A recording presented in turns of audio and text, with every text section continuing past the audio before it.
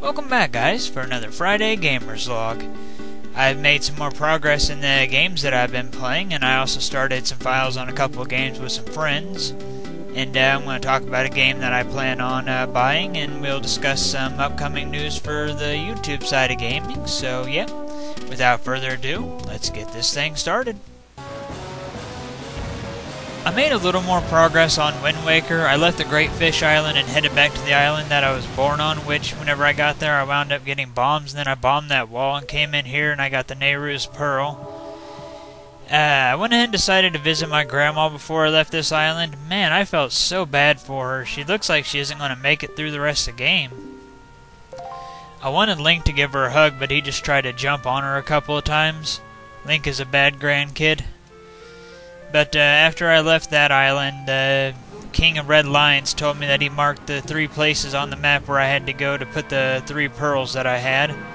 So I went ahead and obviously set out for those locations, and I wound up at the place where I put Nehru's Pearl first. So I put that there, and then obviously I followed up by putting in Farore's Pearl and Din's Pearl. Which, after I put in all 3 of the pearls, it triggered what I thought was a pretty funny cutscene. I liked it. Made me laugh. Makes it look like the statues are gonna blow up and Link ducks for cover. Which, yeah, I thought that they were gonna blow up at first too, but wasn't what I expected. Figured I'd go ahead and show the cutscene just in case y'all wanted to see it. Or for anybody who hasn't seen it and wants to see it. This I didn't expect. Well, I kind of expected it. I expected it to blow up, but I expected it to blow up before he got there. Then, like, the statues came to life or something and held up their pearls. And they wound up forming a triangle, which I fully expected what to happen after they formed the triangle. You obviously get to see the Triforce, which, like I just said, I fully expected. What happened after that, though, I really didn't expect to see happen. A giant tower came out from the bottom of the ocean. It's called, like, the Tower of the Gods or something like that. Which, this place looks huge. It looks like it's going to take me forever to do. I hope not, but we'll see how it goes. If it takes me forever, well, I'll stick with it and I'll beat it. I want to beat this game. But after that cutscene and everything, I went ahead and sailed inside, and I saved and quit there once I got into the Tower of the Gods. As far as Oracle of Ages is concerned, back in episode 2 of my Friday Gamer Logs, I talked about how I gotten some passwords and how I got bomb chews from one of them, and I didn't think that they were all that great. Well, they actually saved me a little bit of time in this, so kudos to you, bomb chews. This room here in the Hero's Cave is probably the one that I found to be the most annoying personally. Because if you make one screw up at all, if you fall into the lava, you have to start completely over. It's very, very annoying. I wound up having to leave the Hero's Cave anyway to buy some more bombs. While I was at that, I went ahead and made a quick stop by Rolling Ridge to pick up some more Pegasus seeds as well. After that, I returned to the Hero's Cave and finished it off. All I really got for it was a ring, which is okay, I guess. But after I finished off the Hero's Cave, I went ahead and decided to finish off what little bit I had left of the game, so I headed towards the tower and triggered the cutscene with Ralph, Nehru, Zelda, and Impa. Then I climbed up the tower some, and another cutscene was triggered for the story, obviously. The Maku or Maku seed and the 8 essences of time opened up the door or whatever. Vern went down really, really quickly, which is to be expected, I guess, from having the Master Sword. Another linked story event happened right after the Maku seed and the 8 essences of time did their thing. Whenever I entered the battle with Vern, I only had 3 mystery seeds, which made me worry because I wasn't sure if I'd be able to defeat her with just 3 mystery seeds. I did manage to defeat her with just 3, though, thanks to, I'm sure, the Master Sword. I also wound up getting a ring that lengthens the effect of Pegasus Seed, which is really nice. Having the level 3 sword makes final battle is really, really easy. This form of Vern I beat in like 20 seconds, really, really quickly. I really like how they have Dark Links wandering around the room mimicking your movements in a way. It's also convenient that they drop hearts. But yeah, this form of Vern didn't take hardly any time whatsoever to defeat. And right after I defeated that form, obviously I went ahead and had to do the next phase of the battle where she's transforming between the turtle, the bee, and the spider. This form also went down really, really quickly. I never once seen the spider form. But yeah, I defeated Vern, and another linked story event happened where Zelda got kidnapped by Twin Rova, the two witches or whatever, who are trying to resurrect Ganon. And after all that story event, it automatically took me to the dungeon where you have to fight Twin Rova and Ganon. I remember the first time I did a linked story, it was in Seasons, and I didn't really understand how to get through the final dungeon of these games. I just knew it had something to do with how the statues did their eyes, because they like twirl around and they all look weird. But whatever the case, I went in, fought Twin Rova in their separate form, which you fight them as you always would, just hit the opposite spell of the certain witch or whatever, you know, fire to ice, ice to fire. Then also to be expected, they fused together, and I went through that form, which didn't take a whole lot of time. I think I wound up using a potion on them because I kept knocking myself into the lava. I didn't remember that you had to use mystery seeds either, so I actually had to leave this cave and return with mystery seeds. But Twin Rova went down pretty quickly once I was prepared for him. Then obviously the final battle of the Oracle games with Ganon, which I really enjoyed. I like all how he uses various attacks from all the different games that he's been in, from A Link to the Past, the original Zelda, and all the others.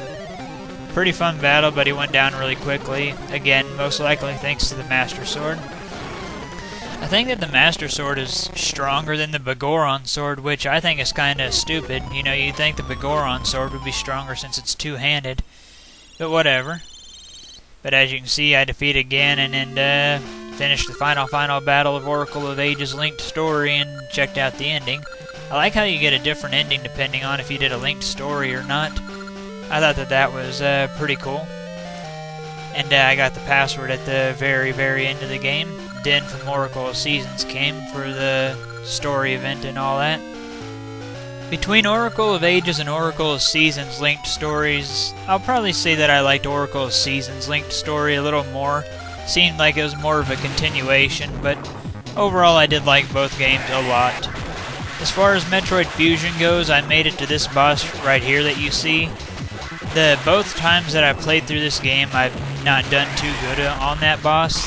Whatever his name is, I just call him the Fast Fish. I know that he has a name, but I don't remember it. He or she, whatever it is.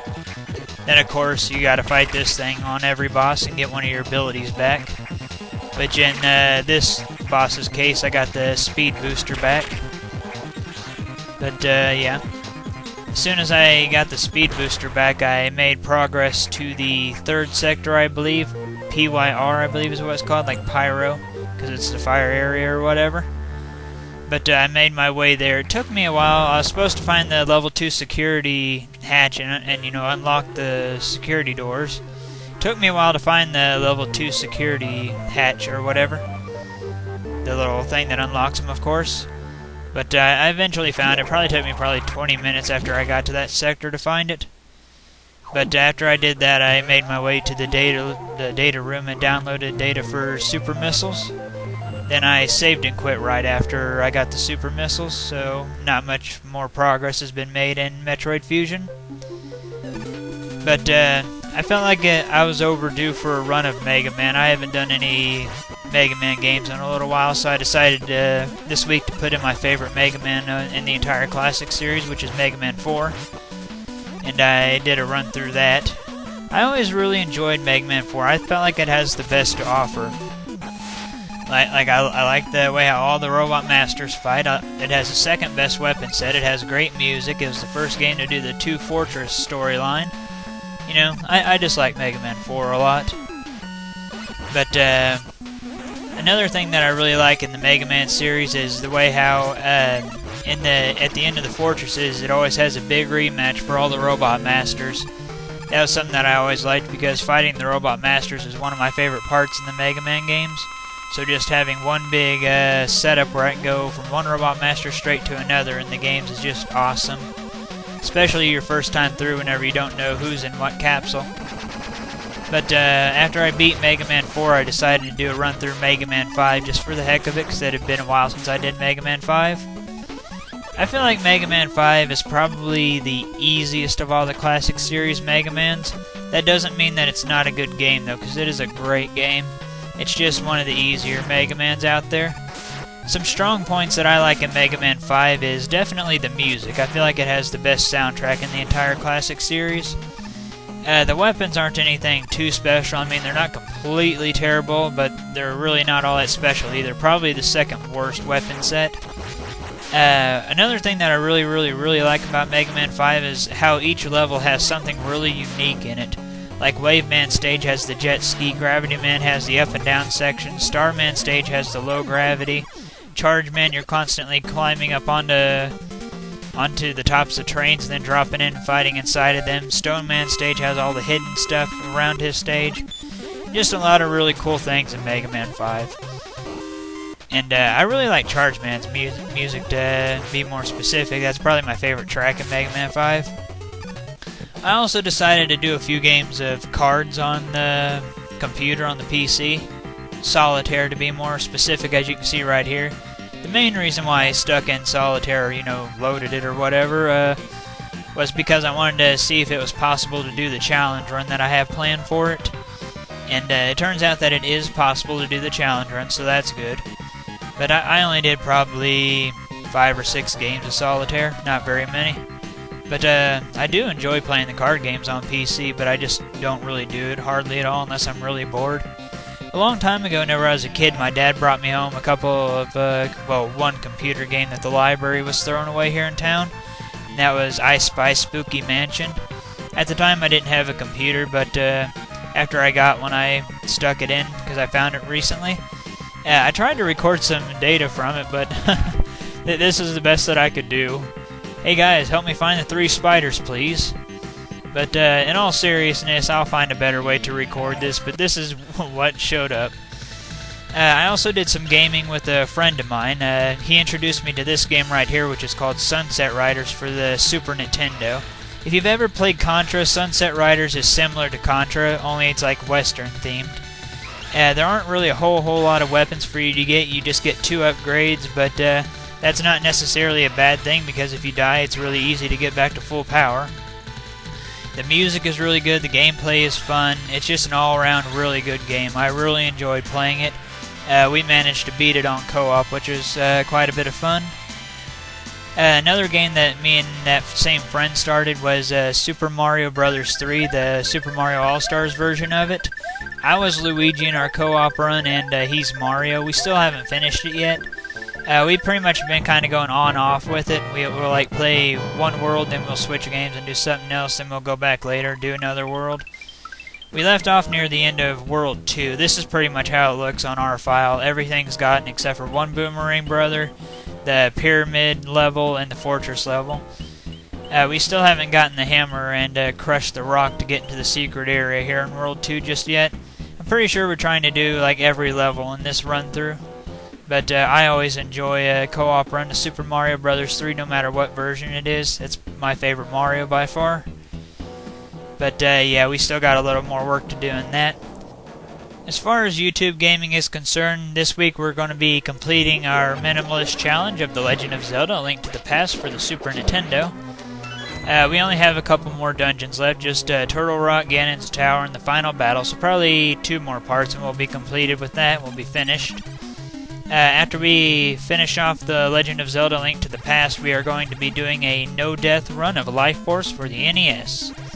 For those of you who have never played Life Force, if you've ever played Gradius, Life Force is a spin-off game in the Gradius series.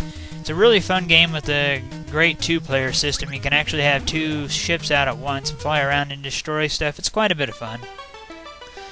As far as games go that I would like to buy, I'd like to get this game right here. It's called Pepsi Man. It's for the PlayStation 1. The only problem with that is it's a Japan-only game, so if I really wanted to get it, I'd have to pay a lot of money for it. But it looks like it'd be really fun and it'd be a good novelty game to have, I think.